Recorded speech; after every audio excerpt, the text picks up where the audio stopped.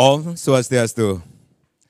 Pemirsa, infrastruktur penanda Bali era baru di bawah kepemimpinan Gubernur Wayan Koster dibangun di 4 penjuru arah Pulau Bali, utara, barat, selatan, dan timur. Nah, infrastruktur tersebut terkoneksi untuk memberikan kesejahteraan bagi masyarakat Bali, menyeimbangkan darat, laut, dan udara dengan tetap berpedoman pada Satkerti sebagai sumber kebahagiaan skala niskala.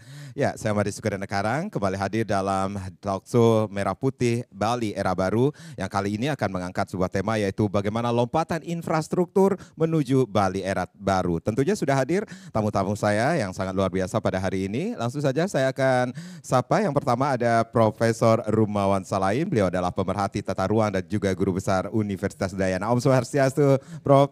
Prof, tadi kita lagi bercanda-bercandaan. Ini Profnya nggak pernah selalu nggak pernah benar nih kalau ngomong ngapain. Ya selalu disalahin katanya. Nggak, itu aja joker saya, Prof. Terima kasih, Prof. Ini untuk kesekian kalinya kita bertemu lagi nih, Prof ya. Baik, dan yang pastinya juga sudah hadir seorang pengusaha, siapa yang nggak kenal beliau, dan juga seorang konsul kehormatan Malaysia di Bali, ada Bapak Panudiana Kun. Om Swastiastu, Pak Kun. Iya, apa kabarnya Pak Kun? Sehat selalu ya? Sehat selalu. Terima kasih Pak Kun sudah hadir. Dan yang pastinya juga hadir juga Ketua Inkindo, Ikatan Nasional Konsultan Indonesia Bali, Bapak Insinyur Gusti Made Palguna. Ini masih hangat-hangatnya nih Ketua Inkindo kita nih. Om Swastiastu Pak Gusti. Apa kabarnya Pak? Baik. Sehat selalu ya? Sehat. Baik, terima kasih juga. Nah, hari ini kita akan berbincang-bincang mengenai ini, kita sudah mengetahui ini banyak sekali infrastruktur yang sudah dibangun pada era kepemimpinan Bapak Gubernur Wayan Koster ini. Prof, selaku pemerhati tata ruang ini sendiri, bagaimana Profesor melihat tema kita kali ini, Prof? Terima kasih. Jadi ini tema yang sangat menjanjikan. Menjanjikan Karena hal yang semacam ini mestinya sudah 1 atau 2 dekade yang lalu harus dilakukan di dalam menyambut era pembangunan di Bali, khususnya ketika kita menginginkan peningkatan kehadiran pariwisata yang nantinya berakhir kepada peningkatan kesejahteraan dan pemerataan. Yang kedua, tentu kesempatan ini adalah sebuah era yang sebenarnya sangat diidam-idamkan untuk pemerataan pembangunan di seluruh wilayah Pulau Bali. Artinya ingin mensejajarkan misalkan Bali Utara dan Selatan, Timur dan Barat dan yang lain-lainnya. Dan tentu yang ketiga kita melihat bahwa semua hal-hal yang dilakukan ini sudah harus menjawab tantangan karena kita ketahui jumlah kendaraan dan jumlah yang berlalu lintas itu sekian banyak, tetapi jalan tidak akan pernah bertambah. Nah, jadi demikian juga dengan kapasitas pelabuhan, kemudian bandara, kemudian yang berikutnya yang mesti juga menjadi perhatian adalah terminal-terminal.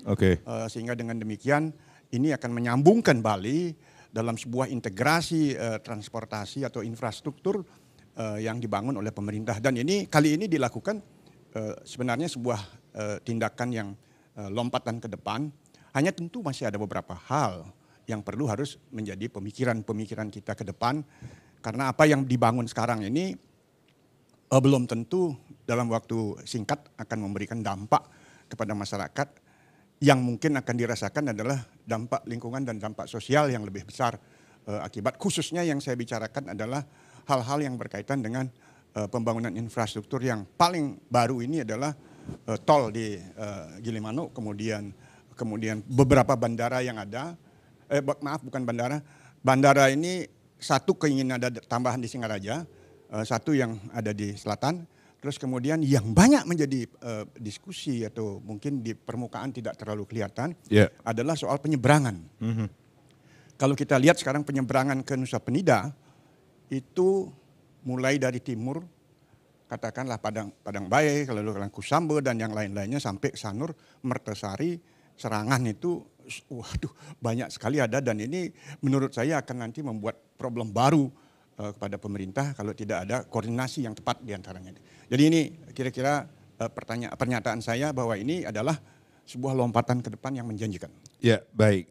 Ini yang menarik, ini seharusnya 2 atau 3 dekade yang lalu pun sudah harus dilakukan. Berarti Prof melihat selama ini adakah ketimpangan dalam hal ini? di Bali khususnya? Iya, ini ya, pertama kan soal keberanian. Iya. Yang kedua soal visi, jadi pemimpin yang punya visioner. Yang ketiga adalah soal pendanaan.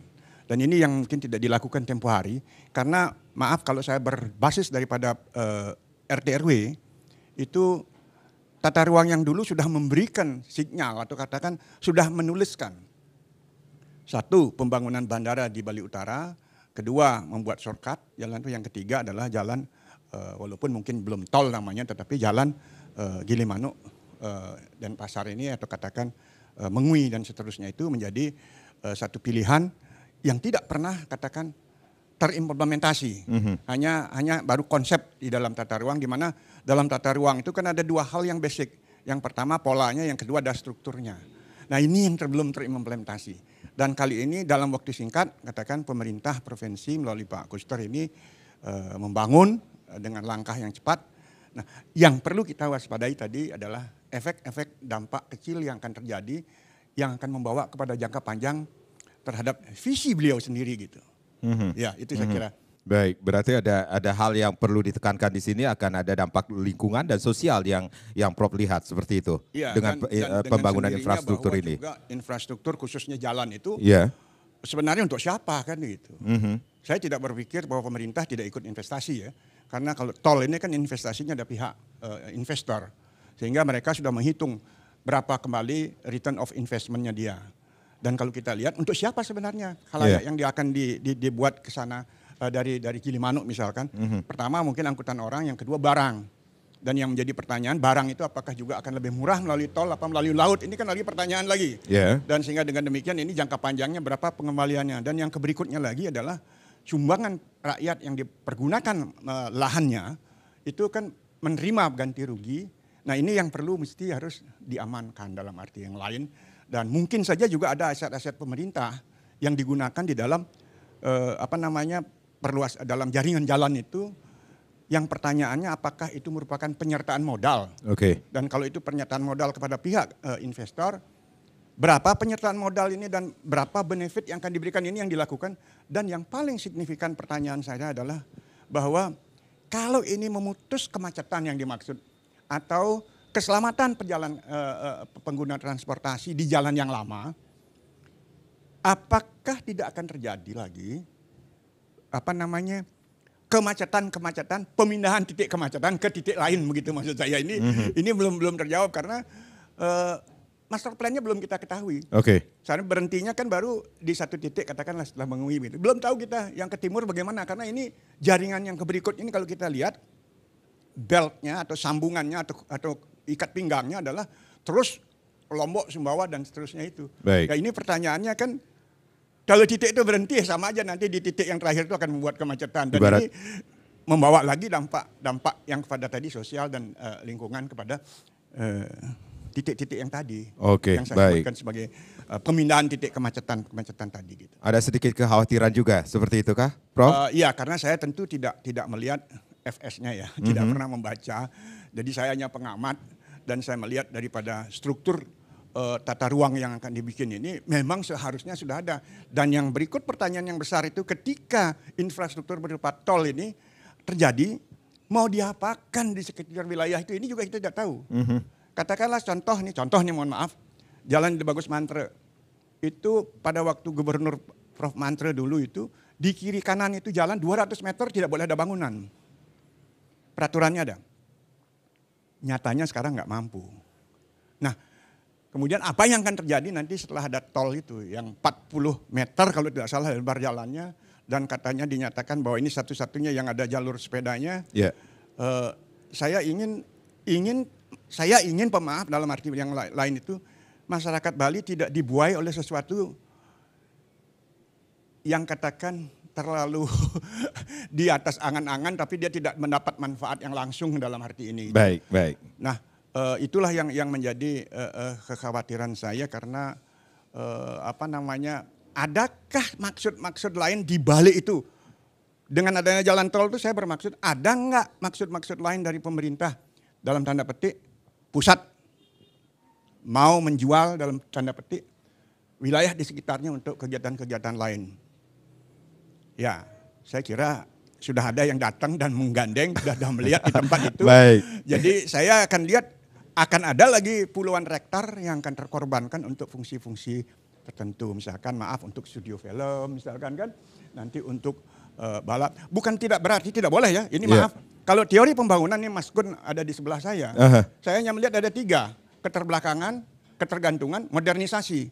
Saya khawatir dalam modernisasi yang dimaksud perkembangan Bali ini, kita makin tergantung. Makin tergantung. Jadi maaf ini kalau kita tergantung itu, contoh kecil misalkan, kita sudah mulai tergantung dengan busung. Nah. Yang kedua tergantung dengan beras gitu lagi umpamanya. Nah ini ketergantungan. Baik. Ketergantungan ini namanya. Jadi nanti tidak mampu mengisi kebutuhan lokal gitu. Baik, itulah yang intinya sekali lagi ini infrastruktur ini juga akan menjadi pemikiran seperti dampak lingkungan dan sosialnya yang ke depan itu yang menjadi perhatian dari Prof juga. Baik, kita rehat sejenak. Tapi tolong diingat bahwa itu dimaksudkan pasti untuk meningkatkan kesejahteraan, pasti itu. Pasti. Tidak baik. ada. Ya. Baik, kita rehat sejenak. Pemirsa jangan kemana-mana, kami akan kembali. Tapi tentunya setelah yang berikut ini. Baik, terima kasih Anda yang baru saja bergabung bersama kami dalam talk show Merah Putih Bali Era Baru. Masih mengangkat topik yaitu bagaimana lompatan infrastruktur menuju Bali Era Baru. Masih bersama tamu-tamu yang sangat luar biasa sekali. Nah, kalau tadi Prof sudah memaparkan sekilas tentang bagaimana tema kita kali ini. Nah, saya ke Pak Kun, berarti ada pembangunan wilayah khususnya di Bali ini sendiri perlu didukung kerjasama antara pemerintah pusat, kemudian pemerintah daerah dan yang pastinya melibatkan pihak swasta dong. Seberapa besar sih sebenarnya Pak Kun melihat peran pihak swasta dalam mengingat kawasan yang akan berkembang ini lebih menarik bagi banyak investor daripada kawasan yang belum berkembang Pak Kun? Om Swastiastu, terima kasih Pak Profesor, teman saya Pak ya. Dari Kindo dan Pak Moderator. Jadi ini begini, saya lihatnya optimis dulu. Karena memang kalau ini kan agak beda jauh. Kalau di Cina itu, tol itu dibangun oleh pemerintah dulu. Setelah selesai, baru diserahkan ke swasta. Jadi saya nggak tahu itu yang akan bangun swasta atau pemerintah, kita nggak tahu. Memang ini kita udah ketinggalan Pak. Kalau namanya infrastruktur di Bali ini kalau digomongkan dengan negara tetangga, Singapura itu kecil. Mungkin 10-nya Bali, ya kan? Kita mirip-mirip, penduduknya 4 juta, 5 juta. Jadi memang ini apapun kalau saya setuju aja mau dibangun yang namanya infrastruktur, pusat kebudayaan, pelabuhan benua diperluas, airport diperluas. Karena memang ini macet tiap hari. Jadi memang itu syukur-syukur kalau ada investor mau masuk. Memang ini untuk returnnya agak berat kalau tol itu. Kan tadi dibilang 40 meter lebar. Jauhnya 95 meter kilo kan, jadi itu hitung aja. Jadi nanti tol itu kan bayar. Negara itu di dunia hanya Jerman yang tol itu gratis. Ada, karena negara, rakyat menuntut jalan tol bagus, airport bagus, pelabuhan laut bagus, karena bayar pajak kan begitu. Kita belum bisa nuntut ke sana, tapi ini bagaimanapun ya, itu saya setuju, mana-mana dikembangin, karena memang semua itu harus ada korban. Misalnya reklamasi benua, ada korban. Orang yang dari lingkungan tuh yang lebih tahu, yang ngurus lingkungan tuh lebih tahu. Kita pengusaha nggak begitu tahu. Misalnya di Keruk, itu nanti kan ada kapal pesiar yang bisa berlabuh tuh 5 kapal pesiar. Ini di Teluk Benua aja. Dari itu kan didalamin. Di dalamin itu juga ada pengaruh. Karena ada mungkin tumbuh karang, ada mungkin batu-batu di situ akan kena. Karena supaya dalamin kan otomatis tidak hanya pasir doang. Misalnya reklamasi yang di Airport Selatan, itu kan juga ngeruk berapa ribu ton pasir dari seluruh dekat-dekat Bali. Tapi saya lihat optimisnya, karena reklamasi ini untuk yang sifatnya government ini menguntungkan negara. Terus terang aja, jadi benua itu kan agak kumuh, sekarang kan diperbaiki akan jadi pelabuhan modern. Pelabuhan Trasinto modern, sebagai hub lah. Bisa ekspor ke Australia, bisa ekspor ke luar negeri, lewat benua langsung dengan kapal, kan begitu tadi. Tol memang kita baru punya sedikit. Berapa kilo tuh, 14,5 kilo ya. Kita lihat memang, padahal tuh harga juga murah, cuma 12.000. Banyak orang juga nggak mau pakai tol Pak, hitung ruginya saya nggak tahu. Ya, misalnya contoh aja. Tapi ini memang agak berat. Kalau kita ngomong return of invest, itu long term investment. Sebenarnya infrastruktur itu kalau ngitung-ngitung secara ekonomi, nggak akan kembali. Yang dilihat itulah modal ini, multiplier effect ekonomi sebenarnya. Bangun tol, bangun airport, itu ngitungnya mungkin 50 tahun ke depan. Tapi ini rakyat diuntungkan, sebetulnya bukan kebalik. Rakyat diuntungkan. Nanti perdagangan tuh ongkos angkut akan lebih murah. Orang petani karena ada jalan di situ, jalan besar, bawa ke Denpasar lebih gampang. Ini kan masalah angkutan. Memang harusnya Bali ini udah seluruh Bali, keliling Bali itu udah jalan lebar supaya nggak macet, kan begitu. Kan trafiknya kita lihat dari Denpasar ke Gilimanuk itu, saya 2 minggu lalu ke sana, heavy traffic, truk-truk, bis-bis, kontainer lewat situ. Ya memang udah waktunya punya. Nanti kalau itu sudah jadi ya, kalau kecepatan 100 km per jam itu hanya 1 jam dari Denpasar ke Gilimanuk. Kalau kecepatan 60 km per jam ya 1,5 jam, cepat. Dari cut bener, termasuk yang shortcut, udah lumayan. Tapi memang alangkah baiknya, memang bangun infrastruktur itu pengorbanan. Ini zamannya udah agak terlambat, harga tanah udah mahal. Kan begitu Pak, di Jerman tuh tahun 40 ya, sebelum perang dunia kedua udah bangun tol. Waktu itu ya, termasuk jalan di bawah tanah. Kereta di bawah tanah, itu Eropa itu tahun 1940 sebelum itu udah membangun itu. Lah ini kebetulan ini very good ya, walaupun terlambat kalau saya. Saya kan dari pengusaha, maunya kan serba cepat, serba bagus untuk promosi. Kenapa negara tetangga bisa? Kan begitu ceritanya ya. Jadi memang pengorbanan akan ada. Mereka yang digusur itu diganti nggak duitnya? Kan gitu. Ini kan tanah rakyat. Walaupun itu tanah negara, itu hutan negara misalnya, itu kan milik negara juga. Nah, nanti untung ruginya, ini kan kegiatan ekonomi jadi lebih cepat, lebih murah. Itu aja. Kalau dari tol itu sendiri mungkin berapa tahun walaupun bayar, repaymentnya itu take time memang. Lama itu, termasuk airport. Makanya ekonom kita ini dengan proyeknya Pak Jokowi, infrastruktur tolak. Makanya zaman sebelum itu ditolak. Memang ini kalau ngitung return, gak akan kembali. To be honest ya. Bangun tol, bangun airport, bangun pelabuhan udara, bangun pelabuhan laut itu memang untuk yang investnya itu agak berat. Harusnya negara, tapi kalau ada swasta mau ngelola, ya silakan gitu. Terima kasih. Baik, berarti ini ada dampak sebuah optimisme dari seorang Pak Kun ini sendiri tentang pembangunan sejumlah infrastruktur di Bali. Ya katakanlah mulai dari shortcut, kemudian akan ada pusat kebudayaan Bali, kemudian dermaga segitiga emas hingga jalan tol ini sendiri. Ini berdampak bagi kemajuan ekonomi masyarakat Bali ke depannya, Pak Kun. Kayaknya begitu. Ya. Jadi nanti ini kan serba mudah. Ya. Ekspor ini kan Bali jadi hubnya dari NTB, NTT, termasuk Maluku, itu akan ke sini. Barang-barang ekspor sekarang ini dari Indonesia Timur, termasuk ikannya itu dari Eropa bagian timur itu. Jadi akan membantu sekali, termasuk nanti ekspor yang lain-lain. Akan lewat Bali semua, yang lautnya ini. Ini kan dibangun untuk hub. Ya, termasuk nanti barang-barang transito misalnya. Barang dari mana mau ke Australia misalnya, bisa juga. Jadi ini memang ke sana yang akan datang. Makanya ini yang dibangun di benua pun sudah, memang orang nggak tahu itu mau dibangun apa. Tapi kita tahu ya bahwa itu memang untuk kemajuan kita nantinya gitu. Memang kalau bisa ya barang-barang yang besar-besar kontainer lewat darat itu, sekarang itu harusnya lewat laut. Biar jalan kita tidak tambah macet, tidak tambah rusak. Memang kalau bisa. Cuman ini kan masalahnya kapalnya itu nggak ada. Belum ada gitu loh. Jadi ini saya rasa bagus sekali. Saya dukung yang itu. Walaupun sedikit lambat tapi at least sudah mulai kan gitu. Sekarang udah dimulai ya. Misalnya juga di Bangli akan dibangun parkir luas ini memang harus ke sana. Kita ini yang ada saja di Kuta, di Sanur, di Ubud itu parkir-parkirnya udah nggak ada. Sekarang jalan macet juga semua ke sana. Memang ini kita di Bali harus mulai direulang lagi. Tata ruangnya harus dirubah lagi.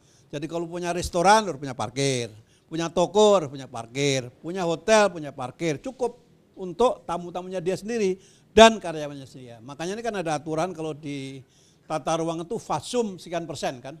Fasilitas umum harus 35%. Ini banyak yang tidak dikerjakan di Bali. Bapak ini kan lebih ahli profesor ini ya. Misalnya bangun rumah, tanahnya 10 are. Sebenarnya nggak boleh dibangun semua. Hanya 6,5 are. Yang lainnya itu public facility untuk kebunnya, untuk utility.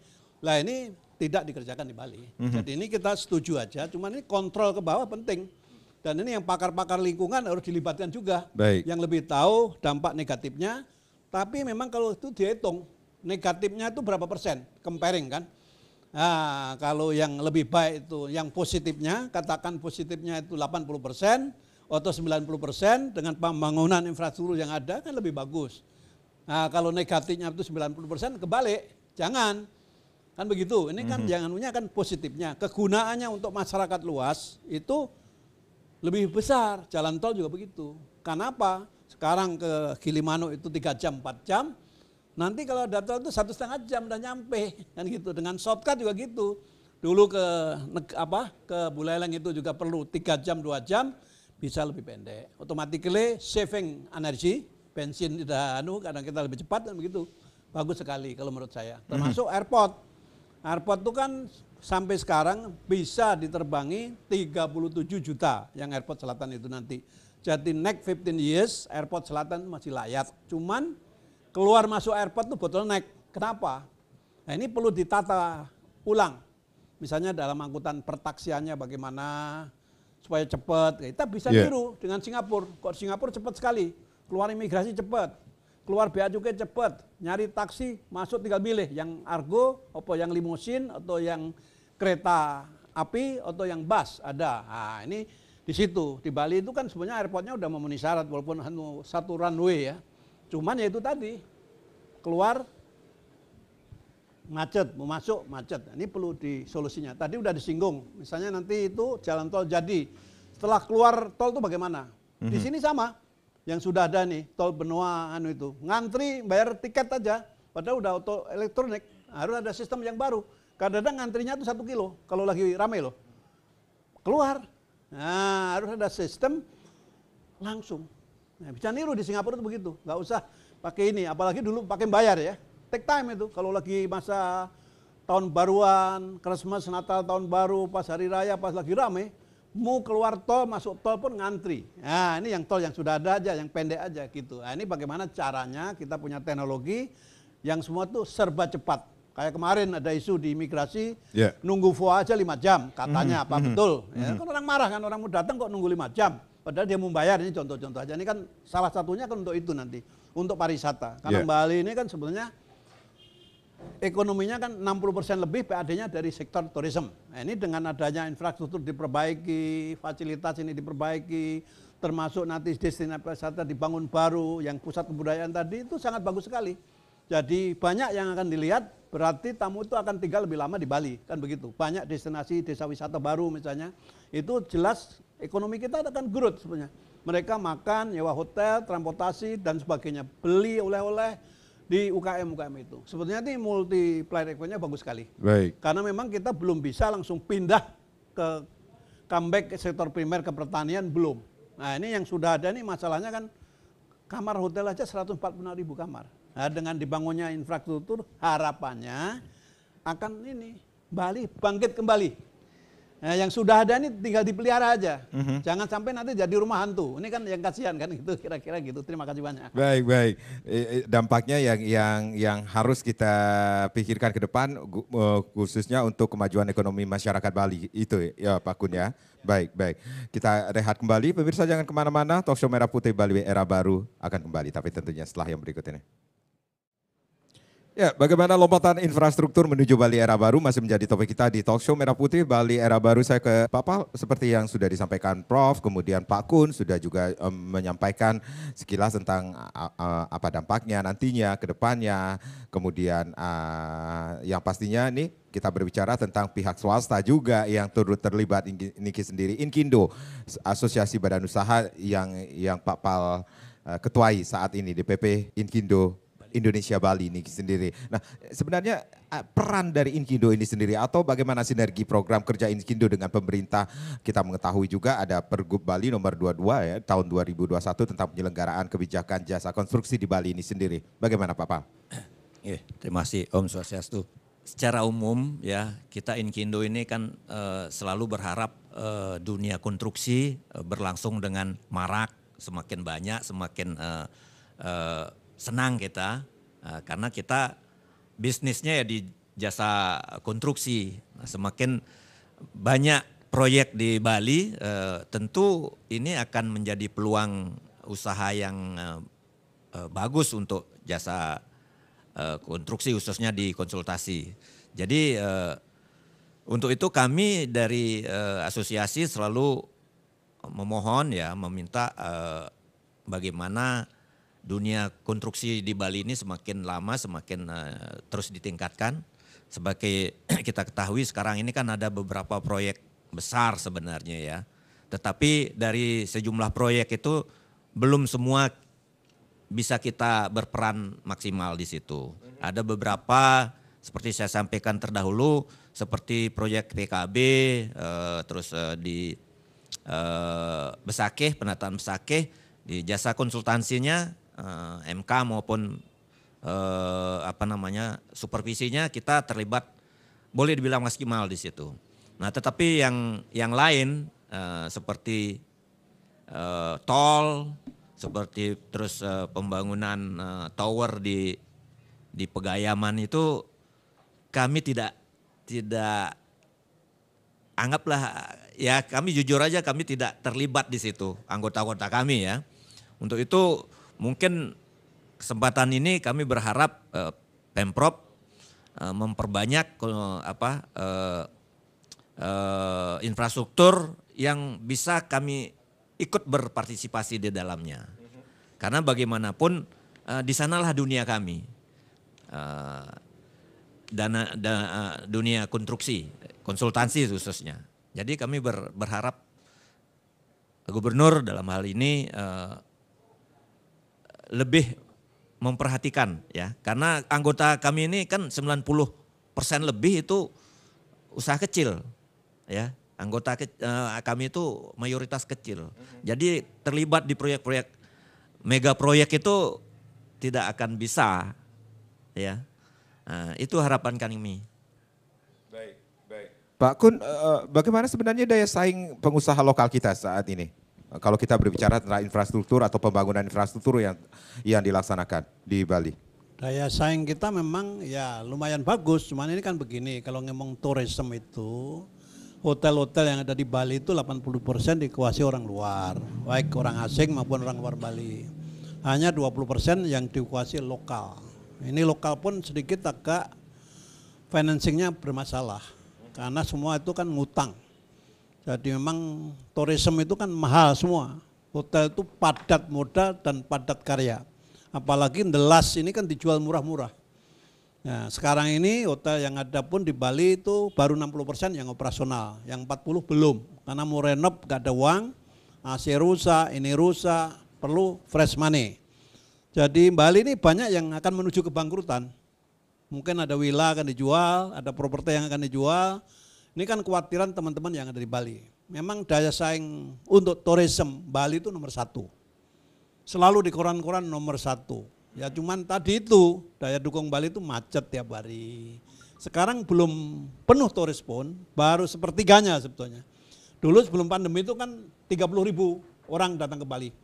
Baik foreign tourist maupun domestik. Sekarang ini baru 10.000. Paling banyak kemarin pas ramai itu Natal tuh, Christmas itu, tahun baru kemarin hampir 14.000, 15.000. Itu pun sekarang kalau kita dari Kute, dari airport, mau ke Pecatu, dari airport, mau ke Tanah Lot, ke Canggu, itu udah macet. Nah, ini pemerintah tugasnya memang bagaimana sumber kemacetan itu bisa diatasi.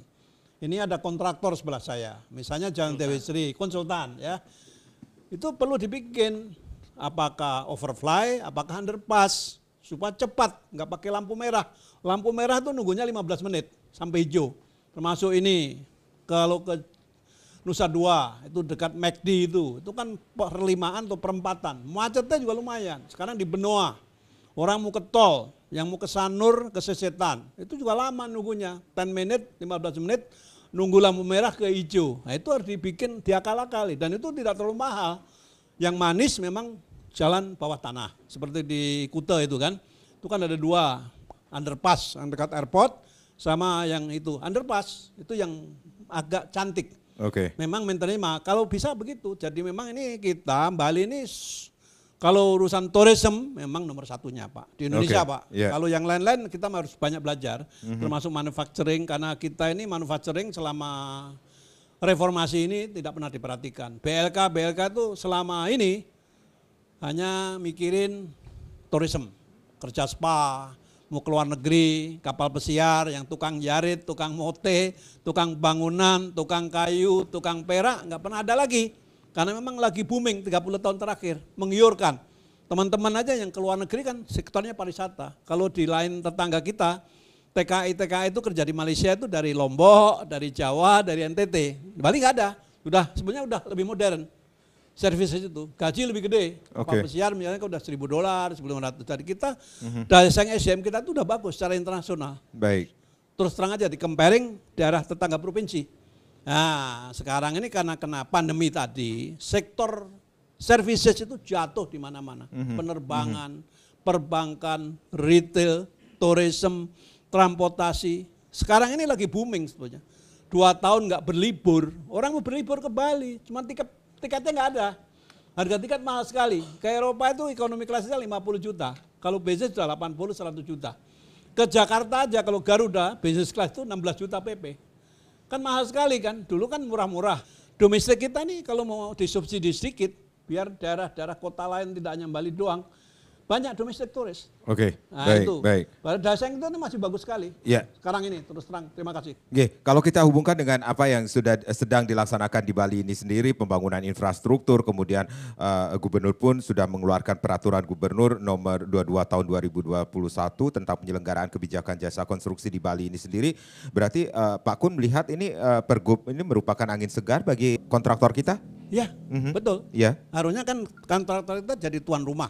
Memang kadang-kadang itu semua kan yang dapatnya pusat. Ini kan apalagi ini developernya pusat. Mungkin dia bawa kontraktor sendiri yang mainnya. Tapi yang ngesup kan ada lokal Pak. Jalan-jalan raya, jalan itu biasanya kan ada. Karena yang utama karya itu kan BUMN. Waskita Karya BUMN. Itu yang biasanya yang megang. Sama ini G20 itu IO-nya dari pusat Pak. Termasuk yang ngurus transportasi, ngurus seminar-seminar, ngurus meeting di hotel. Kita ini hanya ngesup. Mungkin malah nggak ada yang dilibatkan UKM itu jujur aja. Transport pun itu mungkin yang pusat yang ngurus. Nanti untuk main G20 kan 15-16 November. Itu mobil-mobil pun kebanyakan dari Jakarta, dari Jawa. Alpak itu misalnya Golden Path udah dapat kontrak 150 mobil misalnya. Kita hanya yang kecil-kecil ngesupnya itu. Mungkin malah nggak dapat, to be honest. Ya mohon maaf saja, ini mohon maaf. Tapi kenyataan kan begitu Pak. Bagaimana Prof? Kenapa Prof? Saya jadi ketawa pengakuan Pak Kun. Ya. Karena saya juga menerima informasi tentang G20 ini adalah bahwa tidak terlalu besar nilai yang kita peroleh begitu. Persentasenya mungkin tidak lebih dari 15%, 85%-nya mungkin semua di pusat dikelola. Oke. Sama dengan proyek-proyek konstruksi maupun desain yang berlangsung untuk nilai-nilai yang katakan besar proyeknya begitu. Ya kalau kita mau senang sih istilahnya, nama Bali itu yang 15% itu adalah obatnya katakan begitu. Kepinginnya kan mungkin di atas 50% bisa kita olah dananya di sini sehingga multiplier effects itu akan berlangsung pada orang-orang di Bali begitu. Tetapi mungkin tadi seperti daya saing itu di antara para penyelia maupun contracting maupun yang penyedia yang lain itu lebih lengkap di Jakarta sehingga mungkin ini menjadi pemikiran begitu sehingga tidak mengambil resiko tapi dari nilai kecil tadi yang nilai tambah yang kita dapat adalah nilai popularitas Bali. Mudah-mudahan sukses, mudah-mudahan aman, mudah-mudahan lancar dan nilai itu lebih besar daripada nilai investasi seluruh biaya G20 menurut saya. Oke, Pak Pal, sebenarnya bagaimana sih sebenarnya kondisi dari usaha jasa konsultan saat ini Pak Pal? Ya setelah masa pandemi ini jujur memang semakin sudah ada perbaikan ya. Proyek-proyek sudah mulai ada, tetapi untuk proyek-proyek besar yang menjadi sorotan tema kita sekarang ini kan proyek mega proyek ya. Nah di situ yang peran konsultan di Bali ini relatif kecil ya. Ada beberapa proyek saja yang bisa terlibat. Oke. Untuk yang besar ya mungkin perlu campur tangan pemerintah untuk membuat regulasi bagaimana ada penekanan untuk melibatkan konsultan lokal. Ini kan sudah ada pergubnya juga. Pergub.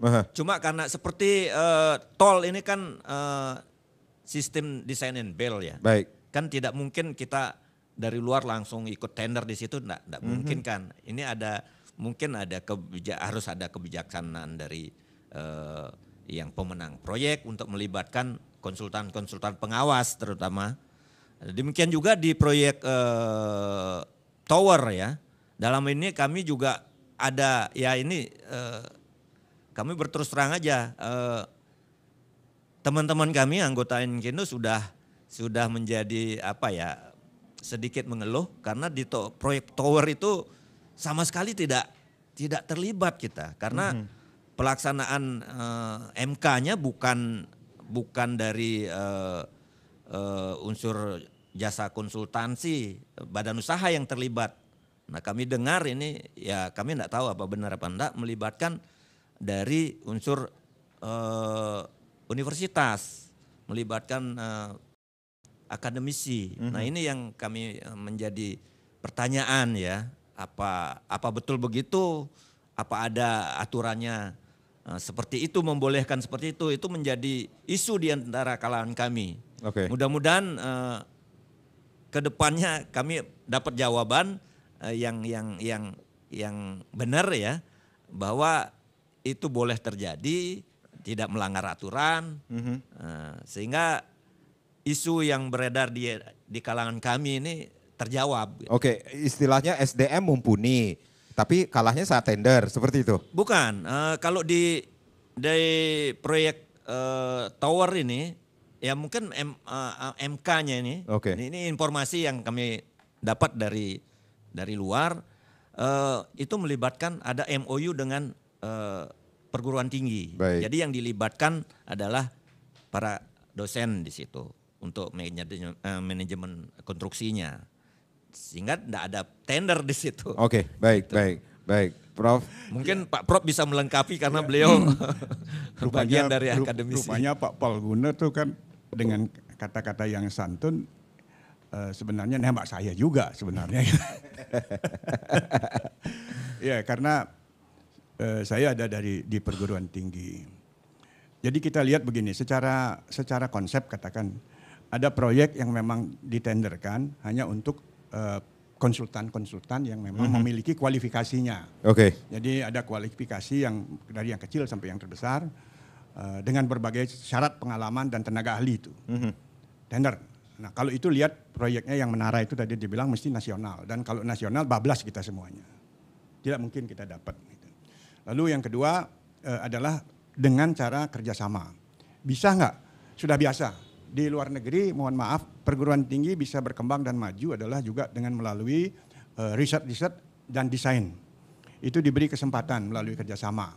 Jadi kita ketahui juga di Jakarta, UI, Trisakti, ITB itu ambil di seluruh Indonesia proyeknya dilakukan. Karena apa? Karena tampaknya perguruan tinggi ini kan tenaga ahlinya yang paling banyak sebenarnya. Nah ketika ini terjadi sebenarnya ada yang misalkan kehilangan kesempatan bahwa teman-teman di konsultan itu nantinya dia tidak punya portofolio pengalaman untuk mengambil menara.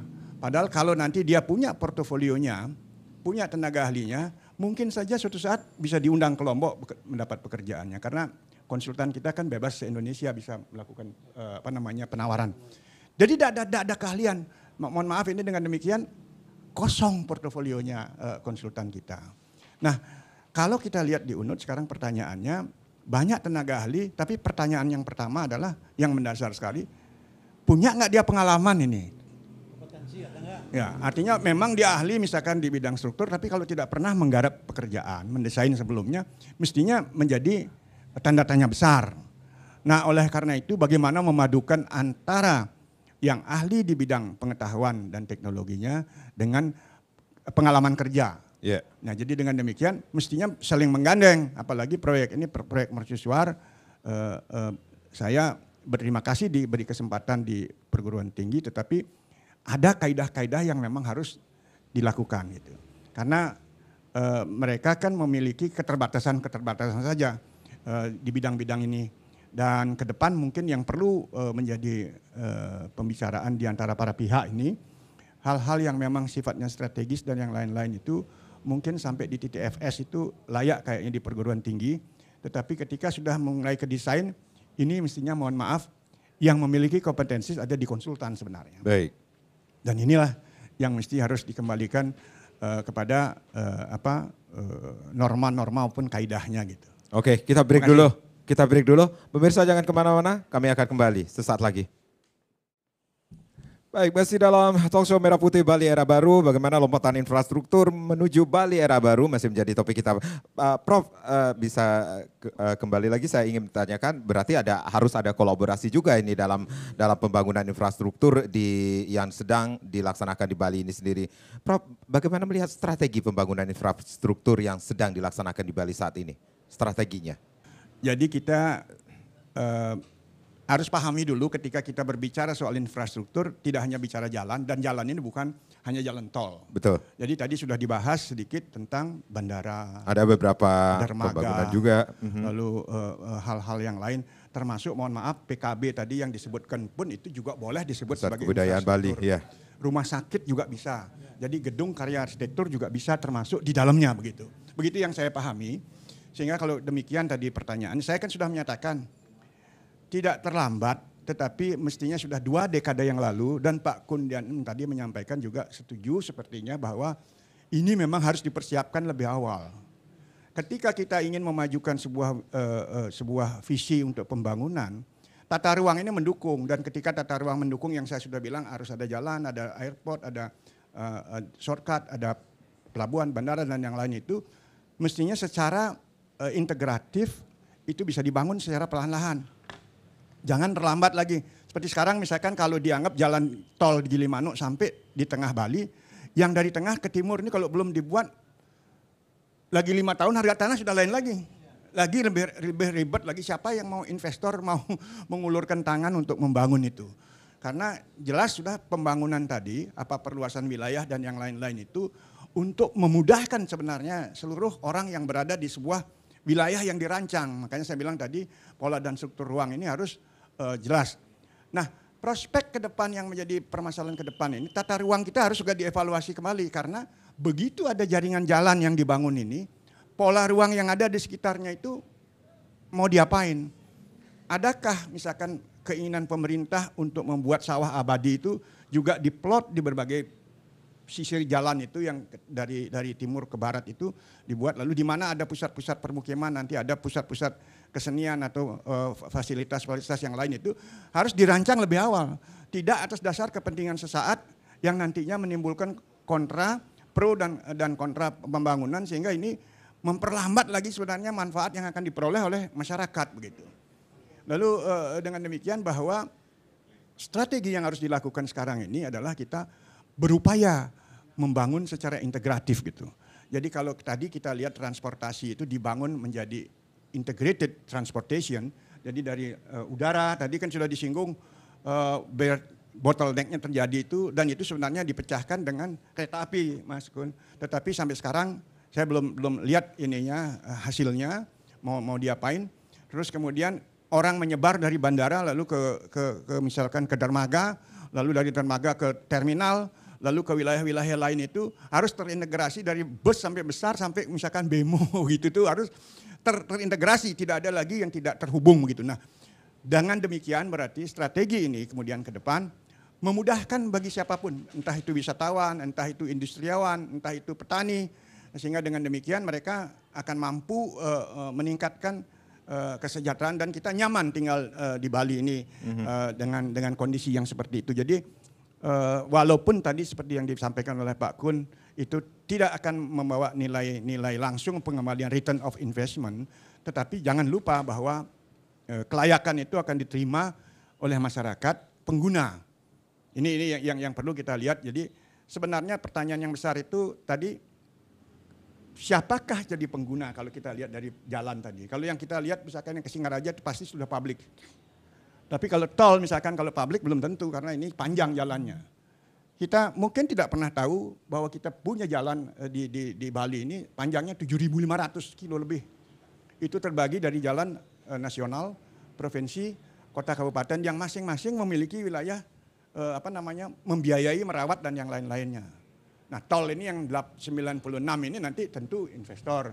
Tetapi konektivitasnya itu berarti mestinya harusnya ada saling silang subsidi sebenarnya kalau kita lihat. Karena dia nanti akan mentransformasikan pemuat-pemuat yang akan ada ke jalan-jalan yang dimiliki oleh provinsi, dimiliki oleh nasional. Apalagi kalau mohon maaf, jika tonase di tol itu diberikan bebas, masuk lalu ke wilayah jalan provinsi.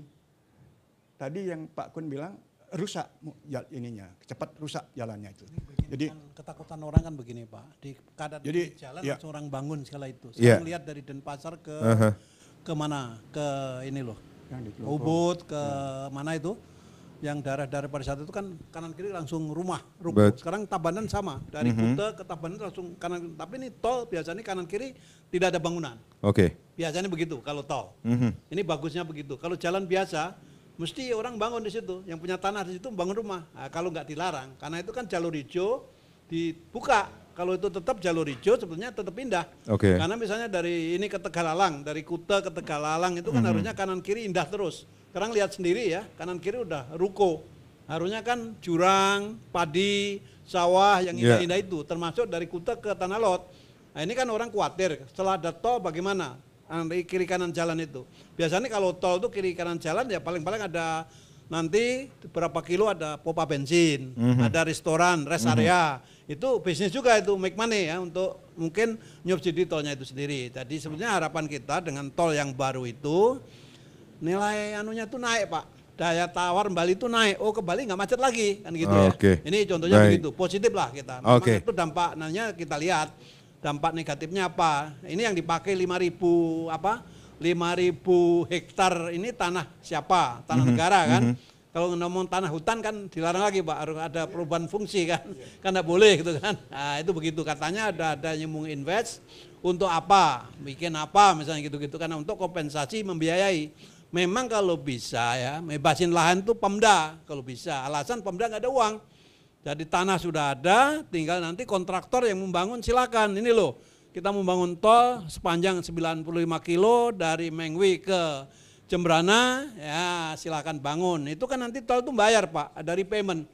Yang lewat tol itu entah motor, entah mobil, entah bis, entah truk itu akan bayar. Bukan for free Pak, mungkin bayarnya mahal kalau 95 kilo. Oke. Ini yang 14,5 kilo aja bayarnya udah 14.000 kalau nggak salah kan begitu Pak. Yang bayar itu masyarakat pengguna jalan itu. Baik, Terima baik. kasih. Berarti ada seperti di awal Pak Kun mengatakan ini apa yang sudah dilaksanakan infrastruktur pembangunan infrastruktur di Bali ini tujuannya satu yaitu bagi kemajuan ekonomi masyarakat Bali. Nah, bagaimana dengan penggunaan seperti Pak Pal yang sampaikan tadi ini penggunaan SDM, konsultan, kontraktor lokal yang sejalan dengan visi Nangun Sarketi Loka Bali melalui pola pembangunan semesta berencana ini. Pak Kun, silakan.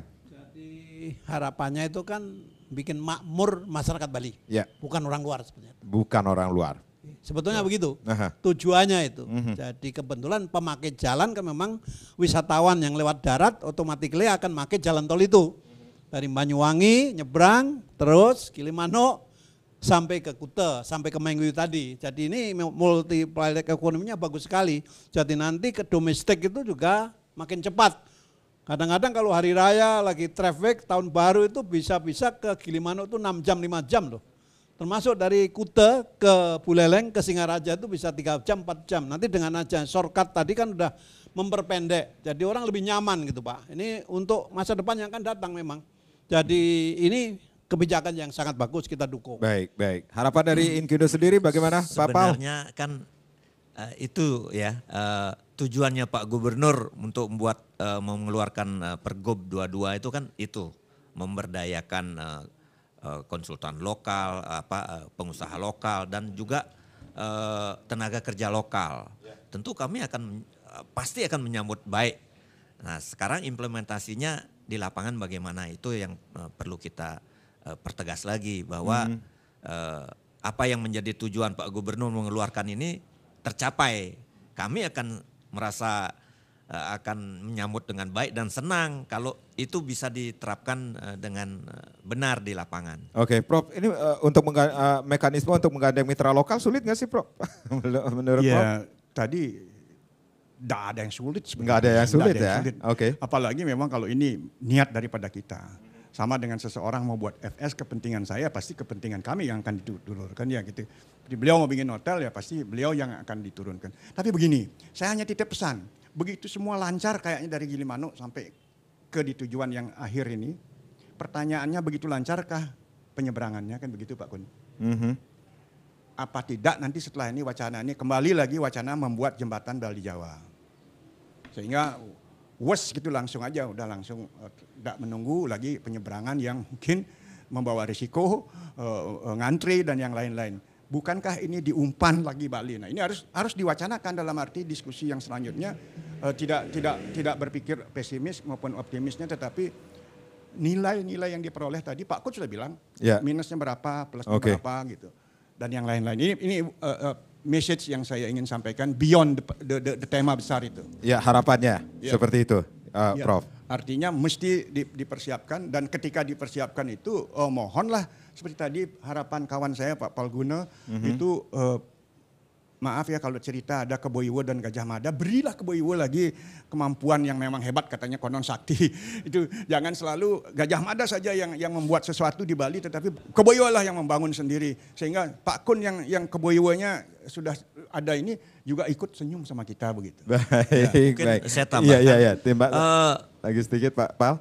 Mungkin perlu ada roadmap ya pembangunan baik itu di jalan atau infrastruktur lainnya. Jadi benar-benar terencana dengan baik, secara diperhitungkan dengan baik lah perencanaannya. Ada roadmap seperti jalan tol itu tidak sepotong-sepotong. Jadi kalau ada roadmapnya kan jelas, ke pemerintahan berikutnya tinggal melaksanakan apa yang sudah menjadi roadmap. Pertanyaan besar lagi satu, message yang lagi satu. Pak Kun kan begitu beberapa kali mengulang soal PKB. Bukan saya tidak setuju, tetapi ini adalah sebuah chance ke depan. Di dalam ingin membangun Bali melalui dunia kesenian kebudayaan yang bermanfaat pariwisata dan masyarakat. Tetapi how to go there, itu pertanyaannya. Jika infrastruktur yang ada hanya itu aja. 10.000 penonton yang datang untuk jalan kelas itu menurut saya akan menjadi tanda tanya besar. Ini lagi pusat akan menjadi kemacetan yang lain lagi. Pak Kun, terima kasih. Singkat saja. Begini, Bali ini kan planningnya bolak-balik udah berplanning terus. Dulu jalan Sunset Road itu kan menuju Tanah Lot, zaman Orde Baru. Tapi nggak diterusin kan. Baik. Sebenarnya tuh jalan lebar aja, jalan ini yang ke gitu. Ini kalau wacana mutol, airport di utara, ini tuh wacana terus Pak. Actionnya yang belum ada, karena duit nggak ada, masalah kan begitu. Kita ini perlu action, mana yang ini tepat kerjakan dulu lah. Dan saat inilah actionnya juga yang sudah dilaksanakan. Nanti termasuk ke Tanah Lot itu, sekarang Tanah Lot itu kalau lagi macet 3 jam loh. Dulu kan mikirnya Tanah Lot itu 1 jam saja, orang melihat sunset sudah udah pergi matahari. Jadi mohon maaf saja. Baik, terima kasih Pak Kun, Pak Prof dan Pak Pal. Dan yang pastinya infrastruktur menuju Bali era baru diharapkan dapat menjadi penyeimbang pertumbuhan ekonomi wilayah dan mengurangi kesenjangan antar wilayah di Bali. Saya Made Sekedar Nekaran, terima kasih. Kita berjumpa lagi di lain kesempatan. Om Santi Santi Santi Om.